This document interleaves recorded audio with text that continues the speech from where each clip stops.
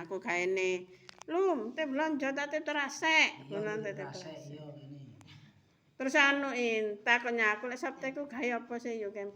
Ya gawe usape keringet lung tuku nggih ngarepe supermarket ambek Cak Haji yo Kem.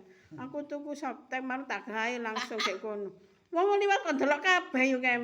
Ya saking gantenge kon lum ngene aku. Eling ta lum. Aku anyene terus tak anu bantu emak. Iya. Bantu apa ayo aku. Nanti sapa? Iya, anjene yo iki. Lopan iki biyen abane tukono bedhok. Sak mengesak tok.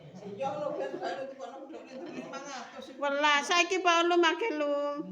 Tukono kacang, mending gawa ayo. Nah, 500 satu.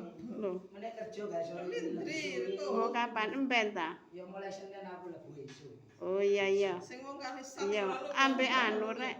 Amale rek cek tambah barokah, cek kecathet. Mulai di Lindri sing warahe kone, abang ijo iki lho nah.